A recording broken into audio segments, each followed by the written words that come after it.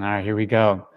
So thanks for joining me, Jimmy. Obviously, you've had a lot of great success at MTSU, so we're excited to have you on this interview and kind of talk about National Coaches Day and what it means to be a coach for you and what you've learned throughout your years.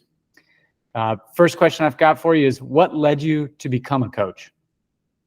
Oof, good question. Well, first of all, Devin, thanks for having me on. What led me to be a coach? It's interesting. I didn't start out as a coach. First job out of college, I actually thought I was going to get into the business world. And like a lot of things, it's kind of trial and error. And I actually worked for the Chicago Bulls. I thought I was going to be a big time sports executive. And, like I said, with trial and error, sometimes it's a couple of jobs, you figure out what you don't want to do. And then you Right. gravitate towards, all right, what would be something that you'd really like to do? And so, I found myself, just wanting to be on the court, wanting to help people get better and become their best selves, both on and off the court. And so I went from hiding in the bathroom at the Chicago Bulls United Center to figuring out that I needed to be, my calling was on the court. So that was kind of the strange story of the Jimmy Borendame trek to coaching. I love that. Didn't know you worked for the Bulls. That's pretty cool. Well, what's been a highlight of your coaching career thus far? You've had some success at MTSU, but what's been a big highlight for you? The one that really comes to mind right now is that young man that we just graduated. His name was Francisco Rocha. A young man from Portugal. Just by accident, found him by accident. Long story, but my flight was canceled in Portugal, and I had to spend an extra day in Portugal, and I ran into him at the tennis courts. But more importantly, it's just been my relationship with him and how it evolved and how he grew. You don't find it too often these days where you find a kid that was like I think it was an 11 UTR. And his first year he didn't play, but he just kind of kept his head down and worked to, now he's a high, I don't know, 13 or actually WTN is what I should be using.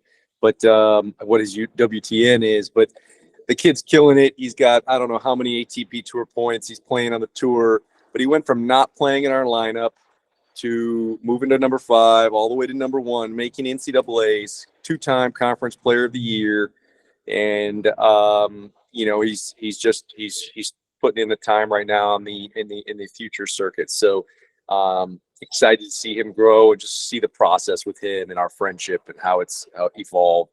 And that's a pretty cool story for me. Do you feel like his success comes from your coaching and guidance and belief that you put in him? And I know Coach Callie probably did the same thing. I definitely don't want to take, I think it's a group effort. It's just, I think we were lucky. We were fortunate that he chose us, and then he listened to what we had to say and our guidance. And, but, the young man is so driven. He's a perfectionist, and just what I think separates Francisco from the rest is that the kid had this uncanny ability to be coachable, and then was extremely self-aware.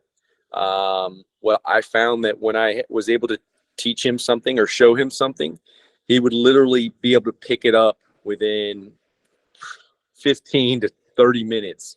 Whereas, the average individual could take weeks, months to pick something up. Right. Yet he had this self-awareness and the uncanny ability to pick it up. So, I think I was just lucky, right place, right time kind of situation with this young man. But all the credit goes to him and all the hard work he puts in. Well, along those same lines, what's one lesson that you learned from one of your coaches that you carry on with you today? So many. I've been an assistant coach I was assistant coach for almost 10 years with great coaches.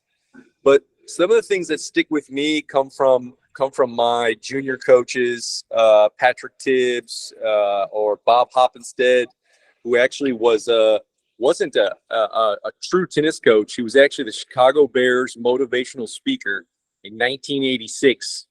Shout out to the Bears when we won the Super Bowl.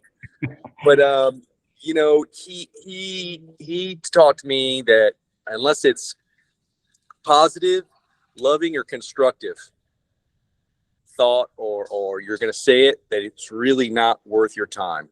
Because all this self-talk that's negative or it goes in the other direction, it just doesn't help the growth. It's not helping anyone. And so I preach it often, constructive, loving, positive, because once you get that mind frame that, hey, all right, yes, this is a problem, but what can we do to kind of get around it? And it's really instilled the growth mindset into my coaching and the way I conduct myself when challenges or issues arise. And so it's stuck with me since I was young, and I think it's really helped mold me as a coach and try to overcome adversity, with my young men on the court and off the court.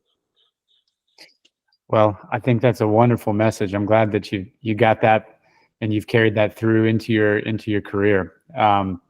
Jimmy, I want to thank you again for your time. Obviously this is National Coaches Day, so I appreciate everything you do in our community. I'm pretty local to MTSU, and just keep inspiring the kids and keep doing what you're doing. And can't thank you enough for what you've done for Middle Tennessee State University, for sure. Thanks a lot, Devin. Appreciate you having me on this interview. Absolutely. Thanks, Jimmy. Take care. See you.